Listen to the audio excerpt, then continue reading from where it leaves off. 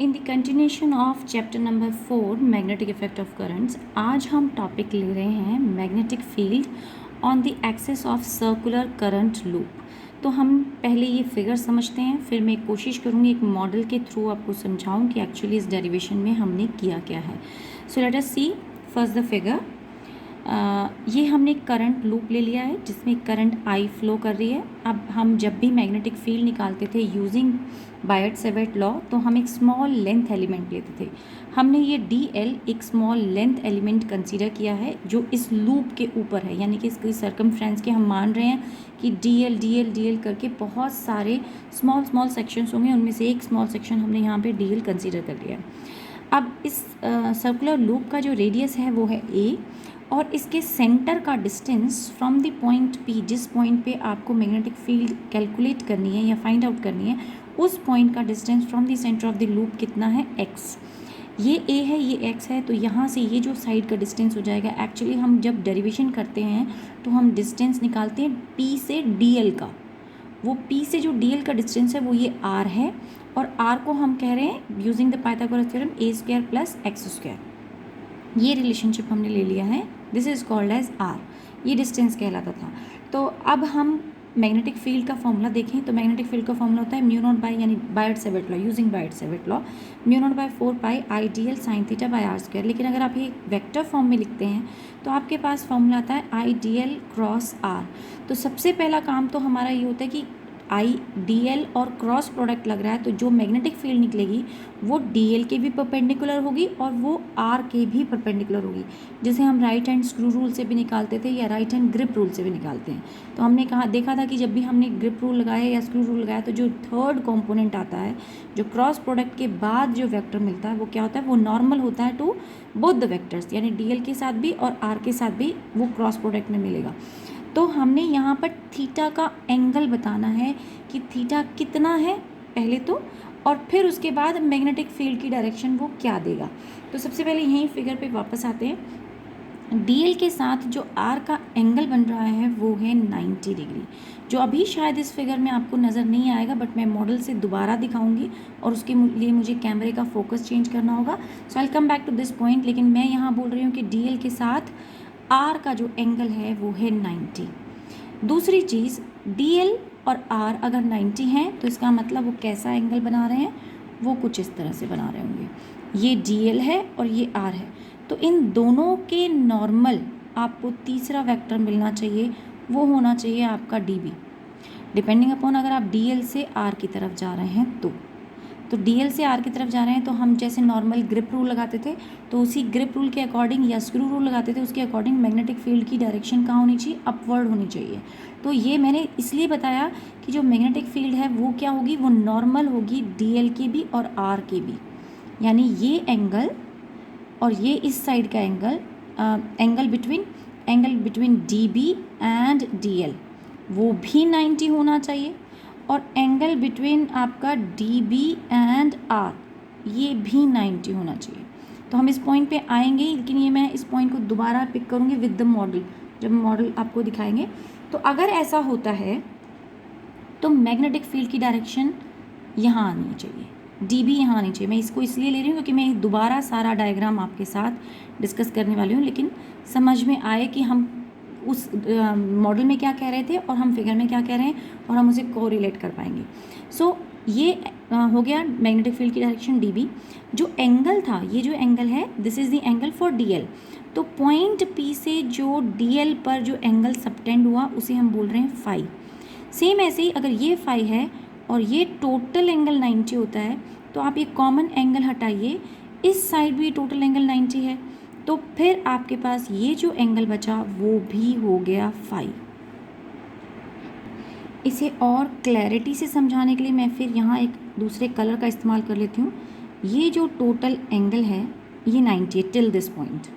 इसी तरीके से जो मैग्नेटिक ये आर वेक्टर है, आर के साथ डी बी का एंगल क्या होना चाहिए था, वो होना चाहिए था आपका 90, वो भी 90 होना चाहिए था। तो ये भी वेक्टर जो है टोटल 90 है, लेकिन इसमें जो ओवरलैपिंग पार्ट है वो कौन सा है, वो ये शेडेड पार्ट है, ये ओवरलैपिंग पार्ट है। तो अगर आप इस सेक्शन को हटा दें, इस ओवरलैपिंग पार्ट को, ये मैंने शेड कर दिया है। तो इसे अगर आप हटा दें तो आपका रिमेनिंग अगर ये फाई है तो वो वाला भी क्या हो जाएगा, फाई एंगल हो जाएगा। सो दैट मीन्स अगर हम डी बी को दो कंपोनेंट्स में रिजॉल्व करें तो इस तरफ भी एक कंपोनेंट बनने वाला है जिसे हम बोल देते हैं D B cos of phi, और इस तरफ एक कंपोनेंट बन जाएगा जिसे हम बोल सकते हैं D B sine of phi. Now जो कुछ मैंने यहाँ लिखा है we will understand again using the model. Now I have this model, और इस मॉडल में मैं एक्सप्लेन कर दूँ कि जो डिफरेंट पार्ट्स हैं वो क्या हैं। सबसे पहले ये जो लूप आप देख रहे हैं, जो कर्व्ड सेक्शन आप देख रहे हैं, ये मैंने इस करंट लूप का ऊपर का हिस्सा माना है। यानी आप ऐसे इमेजिन कीजिए, जो फिगर इस वक्त बनी हुई है ये सारी की सारी 2D में बनी हुई है, लेकिन मैं ये मान रही हूँ कि इस वक्त लूप इस तरीके से रखा हुआ है कि हाफ सेक्शन लूप का पेपर के ऊपर है और रिमेनिंग हाफ जो है वो इस बोर्ड के नीचे हो। तो उस सिचुएशन में रखा हुआ है, और उस सिचुएशन के अंदर जो ये वाला सेक्शन है ये आपका रेडियस हो गया ए। ये जो डिस्टेंस था वो डिस्टेंस मैंने इस पाइप से शो किया है, दैट इज़ योर एक्स। ये जो डिस्टेंस है वो आपका ये डिस्टेंस हो गया, दैट डिस्टेंस इज़ जो मैंने पेन को टिल्ट करके बनाया है ये है आपका आर। और अब हम देखते हैं इसमें जो लेंथ एलिमेंट होगा, तो यहाँ मैंने लेंथ एलिमेंट कंसिडर किया ये वाला। तो इस लेंथ एलिमेंट को अब हम चेंज कर रहे हैं और मैं यहाँ उस लेंथ एलिमेंट को मान रही हूँ ये ऊपर वाइट कलर का जो स्ट्रॉ मैंने लगाया हुआ है। अब लेंथ एलिमेंट इस तरफ है बिकॉज हमने इनिशियली डायरेक्शन ऑफ करंट कहाँ मानी है, इस डायरेक्शन में। तो ये करंट का डायरेक्शन था। तो अगर करंट वहाँ से इस तरफ आ रहा है तो आपको पता होगा कि जो लेंथ एलिमेंट, मैंने प्रीवियस वीडियोस में ये सब बताया हुआ है कि लेंथ एलिमेंट की डायरेक्शन कौन बताता है, करंट बताता है। तो करंट जिस डायरेक्शन में आपका लेंथ एलिमेंट भी उसी डायरेक्शन में होगा। तो लेंथ करंट इस वक्त मेरा इस डायरेक्शन में, यानी वहाँ से इधर आ रहा है करंट, तो लेंथ एलिमेंट की डायरेक्शन इस तरफ हो गई। और रेडियस वेक्टर कहाँ हो गया, यानी पोजीशन वेक्टर जो हुआ, पी पॉइंट का जो पोजीशन स्पेसिफाई कर रहा है वो कंपोनेंट कौन सा था, ये आर, और ये मैं शो कर रही हूँ इस पाइप से। तो ये जो डिस्टेंस है वो यहाँ जा रहा है। तो आप देखिए आपके पास दो वेक्टर्स बन रहे हैं, तो मैं उनकी डायरेक्शन शो करने की कोशिश करती हूँ यूजिंग द पेन। एक वेक्टर हो गया, ये आपका पोजीशन वेक्टर शो कर रहा है। ये वाला जो रेडियस वेक्टर है वो ऐसे होना चाहिए था। जो हमारा स्क्रू रूल है उसके मुताबिक हमें ये एंगल देखना है यहाँ से यहाँ, यानी कि जिस डायरेक्शन से मैग्नेटिक मतलब डीएल है, हम क्या फॉर्मूले में देखते हैं, ये देखिए फॉर्मूला लिखा हुआ है I D L cross R. तो ए वेक्टर ये हुआ, बी वेक्टर ये हुआ, ये ए से बी जाते हुए, तो डी एल से आर की तरफ जाते हुए वाला एंगल हमें देखना है।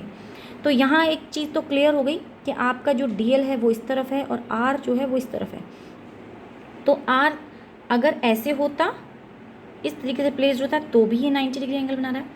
अगर मैं इस आर को थोड़ा सा टिल्ट कर दूँ, ये मैंने आप पहले सीधा रखा था, अब मैंने इसे थोड़ा टिल्ट कर दिया, जैसे मैंने यहाँ पर ये टिल्ट किया हुआ है, तो ये टिल्ट कर दिया, लेकिन फिर भी एंगल तो नहीं बदला, फिर भी एंगल उतना ही 90 है। तो एक चीज़ तो फिगर से क्लियर हो गई, यानी इस मॉडल से क्लियर होगी कि ये angle between this R and this D L, that theta is your 90। ये फिगर से हमें क्लियर हो जाती है बात। अब डी एल हमें पता चल गया, डी एल हमें पता चल गया, आर हमें पता चल गया। अब हमें निकालनी है यूजिंग दिस रूल, हमें निकालनी है मैग्नेटिक फील्ड की डायरेक्शन। मैग्नेटिक फील्ड को भी मैंने यहाँ स्ट्रॉ से ही रिप्रेजेंट किया है, और ये देखिए जो टिल्टेड पार्ट आपको दिख रहा होगा ये स्ट्रॉ का, ये दिखा रहा है आपको मैग्नेटिक फील्ड। अब ये कैसे आई, तो ये मैग्नेटिक फील्ड दिखने के लिए देखें, फिर से मैं दो पेन का हेल्प ले लेती हूँ कि एक पेन यहाँ पर था यानी डीएल जिसे हम यहाँ पर पॉइंट कर रहे थे, और दूसरा पेन हम इस बार ऑरेंज ले लेते हैं, ये आपका पोजीशन वेक्टर हो गया आर।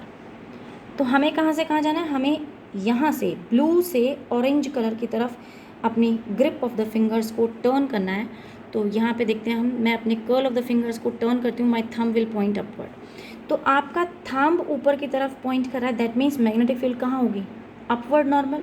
तो मैग्नेटिक फील्ड की जो डायरेक्शन है वो ऊपर की तरफ आनी चाहिए, लेकिन यहाँ तो मेरा आर जो है वो टिल्टेड है, इस तरीके से टिल्टेड है। अगर मैं ऊपर दिखाती हूँ तो फिर मैग्नेटिक फील्ड इस आर के साथ 90 डिग्री एंगल नहीं बनाएगी, जबकि कंडीशन क्या है, कंडीशन होनी चाहिए कि जो थर्ड वेक्टर होता है, यानी कि जो तीसरा वेक्टर, इनके जैसे ये एक्स है ये वाई है, तो थर्ड वेक्टर जेड जो है वो परपेंडिकुलर होना चाहिए, यानी उसे 90 डिग्री एंगल बनाना चाहिए। तो क्या हुआ, तो होगा क्या कि जो आप बी नॉर्मली अपवर्ड आउटवर्ड ला रहे थे, यानी कि जो बी में ये अगर मैं इससे दिखा दूँ बी, तो वो मैं उसे ऐसे नहीं दिखा सकती, which will have to tilt little bit. उसे टिल्ट करने से फ़ायदा क्या होगा कि अगर वो टिल्ट होता है तो वो इसके साथ तो अभी भी 90 बना रहा है, और इस वाले के साथ जिसके साथ वो पहले टिल्टेड होने की वजह से 90 नहीं बना पा रहा था, यानी सिचुएशन अब ये है, सॉरी सिचुएशन आपकी, I will take some another, okay now I have taken some another, मैंने पेंसिल ले लिया है, टिल्टेड है थोड़ा सा, पेंसिल को आप आउटवर्ड भी शो कर सकते थे बट मेरे लिए होल्ड करना ये आसान है, इसीलिए मैं ऐसे ले रही हूँ। तो अगर आप नॉर्मल कोई कंपोनेंट लेते हो तो आपके पास एक्स वाई एंड जेड ये कंडीशन होती है, लेकिन अब क्योंकि मेरा आर टिल्टेड है तो मैं एंटायर सेटअप को टिल्ट कर देती हूँ थोड़ा सा, कि टिल्ट कर दिया। अब टिल्ट करने के बाद भी ये एंगल 90 है, ये एंगल फिर भी 90 हो गया, लेकिन अब मेरी मैग्नेटिक फील्ड सीधा नहीं आ रही, वो टिल्टेड आ रही है। और दूसरा, हमें मैग्नेटिक फील्ड कहाँ निकालनी थी, इस पॉइंट पर नहीं निकालनी है, हमें निकालनी है पॉइंट पी पे। तो इस कंपोनेंट को जो टिल्टेड मैं यहाँ शो कर रही हूँ उसे मैं यहाँ से उठाकर यहाँ पर शो कर सकती हूँ। ये मैग्नेटिक फील्ड यहाँ आ गया, और इसी मैग्नेटिक फील्ड को आपका ये जो वाइट वेक्टर है, वाइट कलर का स्ट्रॉ है जो थोड़ा सा बेंड है, वो शो कर रहा है। इसको फिर से देख लेते हैं थोड़ा टिल्ट करके, देखिए ये थोड़ा टिल्टेड मैंने दिखाया है इसको, यानी ये टिल्टेड क्यों है, क्योंकि ये एंगल यहाँ बनना चाहिए था मगर हमें यहाँ से नहीं चाहिए मैग्नेटिक फील्ड, तो हमें कैलकुलेट करनी है पॉइंट पी पे, तो हम इसे पॉइंट पी पे उठा कर ले आए, तो पॉइंट पी पर रखा हमने, मैग्नेटिक फील्ड की डायरेक्शन हो गई टिल्टेड। अब इस मैग्नेटिक फील्ड के दो कॉम्पोनेंट बनेंगे, एक जो परफेक्टली इसके नॉर्मल होगा और एक जो इसी एक्सिस पे लाई करेगा। तो यानी कंपोनेंट कैसे होगा, एक तो ऐसे बिल्कुल वर्टिकल स्ट्रेट आता हुआ और दूसरा कंपोनेंट बिल्कुल स्ट्रेट लाइन में जाता हुआ। तो ऐसे ही सेम ऐसे ही, ये तो मैंने एक डीएल शो किया, लेकिन ऐसा कोई और डीएल यहाँ हो सकता है, यहाँ हो सकता है, यहाँ हो सकता है, ऐसे n number of DL elements हो सकते हैं। और ऐसा भी होगा कि इसके अपोजिट साइड में, यानी कि जो नीचे पेपर, मैंने आपसे कहा कि ये जो साइड थी क्या थी, ये हाफ डी ऊपर है, हाफ सर्कल ऊपर है और हाफ सर्कल आपके पेपर के बेस के नीचे है। तो जो नेगेटिव अपोजिट साइड में जो इसका डीएल एलिमेंट होगा, उस ये करंट की डायरेक्शन इस वक्त तो यहाँ है, लेकिन जब वो घूम के उस तरफ तक पहुँचेगी तब करंट की डायरेक्शन उस तरफ पॉइंट करेगी, और अगर करंट उस तरफ पॉइंट करेगा तो मैग्नेटिक फील्ड का कंपोनेंट नीचे की तरफ आएगा। जैसे अगर मैं इसी एपरेटस को वापस घुमा दूँ और कह दूँ कि नहीं, अब मैग्नेटिक फील्ड आपका उस तरफ पहुँच गया है, तो अब मैग्नेटिक फील्ड कहाँ पॉइंट कर रहा है, नीचे की तरफ। उस नीचे वाले कंपोनेंट को मैंने इससे शो किया है, इस डीबी से। और अब डीबी वो जो होगा उसको भी हम डीबी कह रहे हैं, लेकिन इसको डीबी डैश कह देते हैं, चलिए let us call it as D B dash. और ये जो डीबी डैश है इसके भी दो कंपोनेंट होंगे, एक होगा इधर D B dash cos of phi, और एक इस तरफ हो जाएगा D B dash sine of phi. Now I think मैंने मैक्सिमम पॉइंट्स क्लियर किए हैं। पहला पॉइंट कि आपकी डीएल के साथ आर का एंगल 90 डिग्री है, जो कि हम फिर से कंक्लूजन पॉइंट्स हैं ये डीएल एलिमेंट इस तरफ है और इसके साथ आर का एंगल कितना है, 90 है। वो आप आर ऐसे रखते, टिल्ट करते या और ऊपर ले जाते या ऐसे रख लेते, हर सिचुएशन में आर का एंगल कितना था, 90, लेकिन हमने तो टिल्ट किया हुआ है और वो पॉइंट पी पे ले जा रहे हैं वो। अब मैग्नेटिक फील्ड जो है वो आर के और डीएल के नॉर्मल है, इसीलिए वो टिल्टेड बनी है, क्योंकि आर भी टिल्टेड था, इसीलिए वो एट सम एंगल है। तीसरा पॉइंट हम यहाँ पर ये बता चुके थे कि ये जो फाई है ये इस फाई के बराबर है। और अब रीज़न आपको और भी क्लियर समझ में आ जाना चाहिए कि ये जो एंगल है वो इस नॉर्मल के साथ, यानी ये जो बेस है एक्स जो है वो इस phi D B cos phi के साथ 90 डिग्री एंगल बनाता है, लेकिन डी बी जो है मैग्नेटिक फील्ड वो इस आर के साथ 90 डिग्री एंगल बना रही है। तो अगर आप कॉमन सेक्शन हटा दें, तो अगर ये वाला पोर्शन आप फाई एज्यूम करते हो तो वो वाला ओवरलैपिंग वाला सेक्शन हटा दिया तो ये वाला भी आपका क्या होना चाहिए, फाई ही होना चाहिए। और अगर ये फाई है, इसीलिए मैं इस डीबी को रिजॉल्व करके डीबी कॉस फाई लिख पाई हूँ और यहाँ पर डीबी साइन फाई लिख पाई हूँ। तो I think majority points clear हो गए। अब हम आगे डेरिवेशन को प्रोसीड करते हैं और मैं कैमरे का फोकस जरा चेंज कर लूँ। सो let us now continue our derivation part. तो कंटिन्यू करते हैं डेरिवेशंस में, जो जो हमने पॉइंट्स लगाने वो हमें अब अप्लाई करने हैं। तो हमारे पास सबसे पहला था मैग्नेटिक फील्ड, वो थी mu not by 4 pi I D L sine theta by R square. ये स्टेटमेंट है बायट-सेवर्ट लॉ का। अब यहाँ हम थीटा को 90 ले लेते हैं, क्योंकि हम निकाल चुके थे कि D L I D L और आर के बीच में जो एंगल था वो थीटा कितना है, 90 है।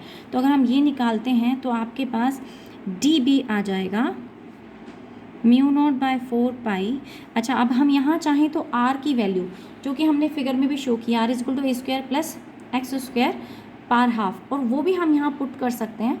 और अगर हम वो यहाँ पुट करें तो यहाँ ऑलरेडी स्क्वायर है, तो अंडर रूट का स्क्वायर करेंगे तो अंडर रूट पार्ट हट जाएगा, तो आपके पास बचेगा I D L A square plus x square.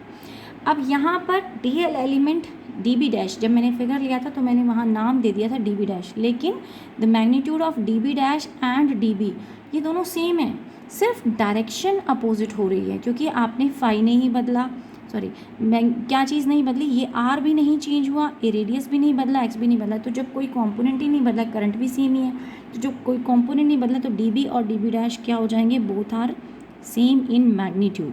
Direction की बात नहीं हो रही है, कोई वेक्टर सिंबल नहीं लगाया जा रहा है, ओनली सिर्फ हम मैग्नीट्यूड की बात कर रहे हैं।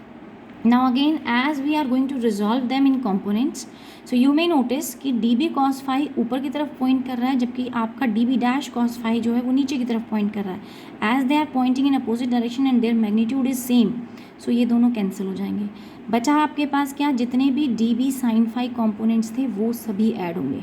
राइट नाउ तो मैंने यहाँ पे सिर्फ दो ही आपको डी एल एलिमेंट शो करें हैं, एक ऊपर की तरफ और एक यहाँ अगर हम नीचे की तरफ भी डी एल एलिमेंट ले लें तो नीचे वाले की वजह से डी बी डैश फील्ड बनी थी, डी एल की वजह से डी बी फील्ड बनी थी। तो ये दोनों हम दो ही कंपोनेंट दिखा रहे हैं, लेकिन ऐसे पूरे सर्कल के अंदर तो बहुत सारे कंपोनेंट होंगे, और जब हमें टोटल मैग्नेटिक फील्ड निकालनी होगी तो हम ऐसे सारे कंपोनेंट्स को ऐड कर देंगे और फिर उसके बाद हमारी मैग्नेटिक फील्ड निकलेगी। तो अगर मुझे टोटल मैग्नेटिक फील्ड निकालनी है, टोटल मैग्नेटिक फील्ड, तो उसे हम कहते हैं बी। और ये कैसे मिलेगी, after taking the integration over the close loop, क्योंकि पूरे लूप का इंटीग्रेशन ले रहे हैं, D B sine of phi. ठीक है, अब हमें साइन फाई चाहिए, क्योंकि अगर हम डी बी तो हमारे पास आ गया है बट साइन फाई नहीं है, तो हम साइन फाई को भी यहाँ पे पुट करेंगे। So let us first find out the value of sine of phi. Sine phi क्या होगा, फिर से फिगर देख लेते हैं एक बारी। तो फिगर के मुताबिक perpendicular upon hypotenuse is your phi, sine phi, phi यहाँ पर है। तो हम वापस चलते हैं और अब साइन फाई की वैल्यू लिख देते हैं, that is equal to a, perpendicular was a and hypotenuse was a square plus x square और उसकी पावर हाफ। यहाँ वापस पुट करेंगे और जो लेंथ एलिमेंट है उसके साथ इंटीग्रेशन फिर भी रहेगा, तो एक बार पुट कर लेते हैं फिर उसके बाद देखते हैं। तो मैग्नेटिक फील्ड आपके पास आ गया। अब इंटीग्रेशन लेना है मुझे पूरी लूप का, लेकिन मैग्नेटिक फील्ड की वैल्यू पुट करते हैं म्यू नॉट बाय 4 पाई यहाँ से, और I D L by a square plus x square. और अब साइन फाई की वैल्यू यहाँ पर वापस पुट करनी है, तो वो है ए, और यहाँ पावर हाफ है और ऊपर पावर आपके पास थी, कोई भी पावर यहाँ तो नहीं थी, लेकिन अगर हम इन दोनों को कंबाइन कर दें तो आपके पास नेट पावर कितनी आ जाती है, 3/2। तो हम यहाँ पर इसको 3/2 लिख देते हैं, ए मल्टीपल में आ गया है। अब हम बाकी सब चीज़ें कांस्टेंट हैं बाहर निकाल लेते हैं, लेकिन डी एल जो है वो वेरिएबल पार्ट है, उसको हम अंदर रखते हैं और देखते हैं आगे इक्वेशन कहाँ बनती है। सो हम यहाँ तक पहुँचे थे, इंटीग्रेशन ले लेते हैं, म्यू नॉट बाय 4 पाई बाहर निकाल लिया, अंदर बच गया आपके पास आई भी बाहर निकाल लेते हैं, अंदर बच गया इंटीग्रेशन ओवर डी एल, और ये कांस्टेंट भी बाहर ही निकलना चाहिए था। तो okay, I am cutting this part, I am rewriting it. So we what will do, mu not by 4 pi I a by a square plus x square power 3/2, सब कुछ बाहर ले आए हैं हम, सिर्फ एक डी एल को हमने अंदर छोड़ दिया।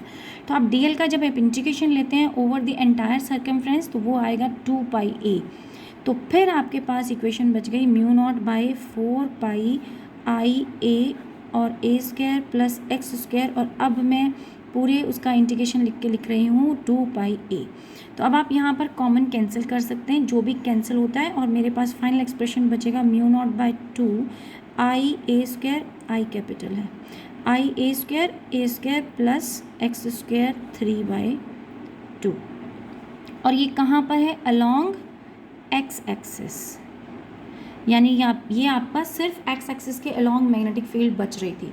सपोज हम कह दें for number of turns, if there are n number of turns, तो मैं लिख देती हूँ फॉर एन टर्न्स हमारे पास मैग्नेटिक फील्ड क्या हो जाएगा, उसे हम एन से मल्टीप्लाई कर देते हैं। तो n I a square and that is a square plus x square 3/2, ये आ गया आपके पास एन नंबर ऑफ टर्न्स। अब हम थोड़े केसेस डिस्कस कर लेते हैं। तो case number 1, if your x is equal to 0, so अगर आपका x 0 हो जाए, तो x 0 का मतलब क्या है, एक बार फिगर से फिर समझते हैं।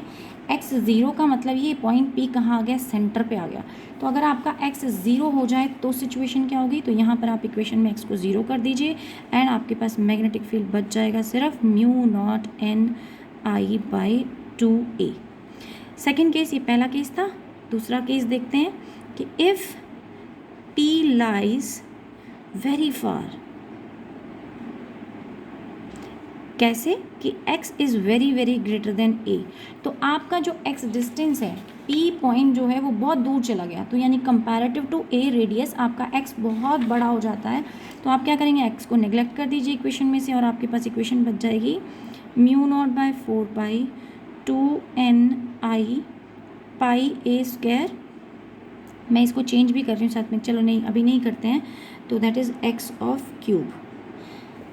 सो आपके पास इक्वेशन बन गई ये। अभी मैंने क्या किया था, यहाँ पर ऊपर वाली इक्वेशन में ये था ना म्यू नॉट बाई 4 पाई, यहाँ पर इस इक्वेशन के अंदर मैंने काटा नहीं है पाई को, because I want to change it in another form also, यहीं पर चेंज करेंगे, इसीलिए 4 पाई को 4 pi mu not by 4 pi as it is रख लिया, और 2n यहाँ पर 2 पाई a और a स्क्वायर हो गया था, तो यहाँ पर मैं यहाँ पर स्क्वायर लिखना चाहती थी 2 पाई a स्क्वायर, तो 2 पाई a स्क्वायर भी आ गया और n number of turns add कर दिए थे, तो n नंबर ऑफ टर्न्स आ गया, और इसे कैपिटल I फिर से हम I से रिप्रेजेंट करेंगे। और किया क्या था कि इस इक्वेशन में a square plus x square था, जिसमें से हमने a को नेग्लेक्ट कर दिया क्योंकि a बहुत छोटा है, तो आपके पास x क्यूब बच गया। अब इस इक्वेशन में मैंने क्यों वापस इसे पाई की फॉर्म में लेके आई हूँ, क्योंकि I want to change this pi a square into area term. तो अगर आप इसको एरिया को बोल देते हैं पाई a स्क्वायर, तो फिर आपका मैग्नेटिक फील्ड का फॉर्मूला चेंज हो जाएगा और आपके पास आ जाएगा mu not by 4 pi and then you can write n I a by x cube. तो ये आपके पास फाइनल एक्सप्रेशन बच जाती है अगर आप इसको लूप को परपेंडिकुलर डायरेक्शन में आप देते हैं। एक और कंडीशन हम ले लेते हैं कि इन केस, थर्ड केस है ये, कि if x is equal to a, दोनों बराबर हो जाएं, तो मैं इसे डिटेल में नहीं सॉल्व कर रही हूँ, but I am writing the answer. हम ये कहना चाह रहे हैं कि आपका x a और x दोनों बराबर हो जाएं, तो यहाँ पे भी a स्क्वायर आ जाएगा, यहाँ पे भी a स्क्वायर आ जाएगा, और जब आप इसे सिंप्लीफाई करोगे तो आपके पास जो फाइनल मैग्नेटिक फील्ड का फॉर्मूला बचता है वो बचेगा mu naught n I by 2⁵ into a। ये एक्सप्रेशन आपके पास मैग्नेटिक फील्ड की बच जाएगी इन केस अगर आपका मैग्नेटिक फील्ड जो लूप का रेडियस है और जो डिस्टेंस पे आपको पॉइंट पे निकालना है वो दोनों इक्वल हो जाते हैं। तो now let us talk about the direction of magnetic field. Now drawn a diagram, free hand से बनाया है, कोशिश ये की है कि आपको समझ में आए। तो हम क्या कंसिडर करें, ये एक करंट लूप है और उसकी डायरेक्शन ऑफ करंट भी आपको रिप्रेजेंट की गई है। अब इसके अंदर जो मैग्नेटिक फील्ड लाइंस हैं वो कैसी होंगी, ये सर्कुलर फील्ड लाइंस हम 10th क्लास में भी पढ़ते हैं। तो इसका मतलब ये हुआ कि अगर हम ग्रिप ऑफ द फिंगर्स ऐसे कर्ल करें तो your thumb will point up, और ये कैसी होंगी, कंसेंट्रिक सर्कल की तरह होंगी। जब आप उल्टा बना दिया मैंने डायरेक्शन, आउटवर्ड है क्योंकि बाहर की तरफ निकल रही है, दिस इज़ आउटवर्ड, तो बाहर की तरफ आती हुई ये आपको आउटवर्ड ऑफ द पेपर, मान लीजिए ये पेपर मेरा कॉइल होता तो फिर उस पेपर से बाहर की तरफ आती हुई है, ये आउटवर्ड नॉर्मल, ये कंसेंट्रिक फील्ड लाइंस बन रही हैं। जैसे जैसे आप सेंटर की तरफ जाते हो ये स्ट्रेट लाइन की तरफ की शेप ले लेती है, और जब आप इसको बिल्कुल कॉर्नर्स पे आओगे तो ये लूप जैसी दिखाई देंगी, प्रॉपरली लूप जैसी दिखाएंगे। ये बीच में मैंने गैप इसलिए दिखाया है कि आप ये समझ पाएँ कि ये पोर्शन जो ऊपर एरोज जहाँ लगी हुई हैं ये ऊपर की तरफ है और ये नीचे डॉटेड वाला ये नीचे की तरफ है सेक्शन। तो उसे क्लैरिटी से दिखाने के लिए मैंने बीच में ये गैप छोड़ा कि ये डॉटेड वाली मतलब आपको लगे कि पेपर के नीचे की साइड है ये जो हम पेपर पे बना रहे हैं इस वक्त। So let us see now the magnetic field at the centre of the loop. So let us understand the diagram. Magnetic field कहाँ निकालनी है हमें, at the centre of the current carrying circular loop के centre पे निकालनी है। यानी अब हमारा एक्स पॉइंट जो था या वही पॉइंट जो था पी पॉइंट जिस पे हम मैग्नेटिक फील्ड निकालते हैं वो सेंटर पे पहुंच गया है। अगर वो सेंटर पे आ गया है तो अब आपका डिस्टेंस डी एल से सेंट्रल पॉइंट का वो ए ही है विच इज़ द रेडियस, और अब की बार डी एल के बीच में और ए के बीच में angle again you will get that 90 degree angle, क्योंकि डी एल कहाँ है, जैसे मैंने डायरेक्शन ऑफ करंट ये दिखा दी है, तो जिस डायरेक्शन में करंट होता है उसी डायरेक्शन में डी एल हो गया। तो डी एल को आप ऐसे मानिए और रेडियस हो गई तो ये टेंजेंट के साथ कितना एंगल बनाती है 90। तो फिर से फॉर्मूला लिखते हैं, D B is equal to what, mu not by 4 pi I D L cross r लिखते थे, लेकिन जब आप इसके साथ और ए क्यू ए स्क्वायर हो गया यहाँ पे मेरे पास, जो हम फॉर्मूला लिखते हैं वेक्टर में तो क्यूब में आ जाएगा, और जब हमने क्रॉस प्रोडक्ट हटाया और आपके पास साइन थीटा आएगा तो you will get I D L sine of 90 because 90 degree angle बन रहा है, and you will get a square. And then उसके बाद अगर आप साइन 90 डिग्री बना दें, लेकिन हमें तो मैग्नेटिक फील्ड टोटल चाहिए, तो वो किसके बराबर होगी, that is over the close loop हम डी का इंटीग्रेशन ले लें।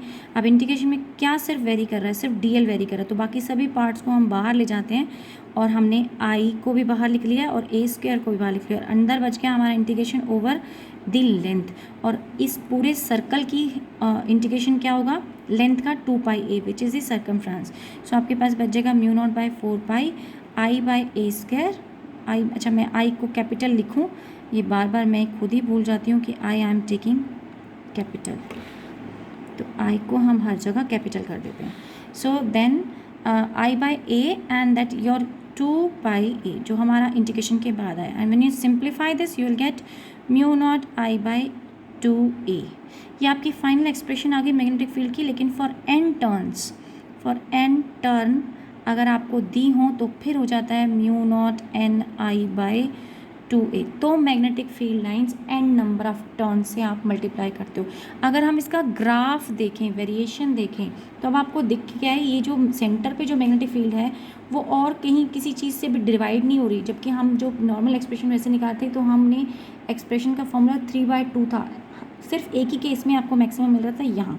तो अगर हम ग्राफ प्लॉट करें मैग्नेटिक फील्ड का डिस्टेंस के साथ, ये डिस्टेंस दिखाते हैं हम यहाँ पर, और यहाँ मैग्नेटिक फील्ड दिखाते हैं, तो उसकी जो शेप आएगी you will get the maxima eight the centre, और दोनों साइड डिस्टेंस, चाहे आप अंदर की तरफ आएँ या चाहे आप बाहर की तरफ जाएँ, सिर्फ आउटसाइड बोथ साइड जो है वो डिक्रीज़ करेगी मैग्नेटिक फील्ड। इसे आप यहाँ फॉर्मूले से भी देख सकते हैं। देखिए मैंने पिछले पेपर को दोबारा से रखा है, यहाँ देखिए सेंटर पे जब आते थे 2 पाई ए, जब हम किसी फार ऑफ पॉइंट पे तो एक्स की पावर क्यूब, और जब हम इस पॉइंट पे जाते थे तो फिर आपके पास ये मल्टीपल फैक्टर बढ़ रहा है, तो यानी मैक्सिमम फील्ड आपको सिर्फ कहाँ मिल रही है, सिर्फ सेंटर पे मिल रही है। और उसके अलावा दोनों साइड आप किसी भी साइड, या तो लेफ्ट हैंड साइड की तरफ या राइट हैंड साइड की तरफ, आप बाहर की तरफ जितना भी दूर जाते हैं आपकी मैग्नेटिक फील्ड घटती है। इस फिगर को हम एक बार फिर से लेते हैं, और मैं समझाने की कोशिश यहाँ पर ये कर रही हूँ कि ये जो फील्ड लाइंस आप देख रहे हैं इसमें एरो आउटवर्ड है, और ये जो डायरेक्शन है ये करंट का एंटी क्लॉकवाइज है। और जब भी हम करंट का डायरेक्शन लेते हैं आइदर एंटी क्लॉकवाइज या क्लॉकवाइज, तो ये देखिए मैंने एक छोटा सा डायग्राम अपने पास रखा है, और यहाँ पर आई वांट टू शो कि अगर करंट की डायरेक्शन एंटी क्लॉकवाइज है तो ये फेस जो है ये नॉर्थ साइड की तरह बिहेव करता है। और अगर हम इसका पेज पलट दें तो ये देखिए ये उसका हल्का सा इम्प्रेशन आ रहा था, मैंने स्केच पेन से बनाया, तो ये अब आपको डायरेक्शन उसकी पेज पलट कर डिफरेंट नज़र आ रही है, और ये साइड क्या बिहेव करती है, साउथ पोल की तरह बिहेव करती है। तो अगर करंट की डायरेक्शन क्लॉकवाइज हो तो साउथ पोल, और अगर करंट की डायरेक्शन यहीं से पलटते हैं हम, करंट की डायरेक्शन एंटी क्लॉकवाइज हो तो नॉर्थ पोल। तो अब यहाँ पर इस फिगर को कोरिलेट करें इससे, ये एरो एंटी क्लॉकवाइज डायरेक्शन दिखा रहा है, इसका मतलब इस लूप का, अब ये तो मैंने दोनों फेसेस ही आपको पेपर पे ही दिखाए हैं, तो जो ऊपर वाली एरोज़ हैं, जो ऊपर वाली साइड है वो क्या रही होगी, नॉर्थ, और जो इसकी बैक साइड है जो डॉटेड फिगर से दिखाई गई है वो क्या है, साउथ पोल है। और नॉर्थ पोल से फील्ड लाइंस बाहर की तरफ निकलती हैं, जो आप देख रहे हैं बाहर निकल रही हैं, और साउथ से अंदर की तरफ जाती हैं। तो यहाँ तक ये करंट लूप जो है वो कैसे बिहेव कर रहा है, एक शॉर्ट मैग्नेट की तरह बिहेव कर रहा है, जिसके 2 पोल हैं, साउथ एंड नॉर्थ पोल, और उसकी मैग्नेटिक फील्ड हमने यहाँ पे फाइंड आउट की है। तो I hope this would be enough. Video काफ़ी लंबा हो गया है बट एक ही डेरिवेशन हम कर पाए हैं। Thank you so much.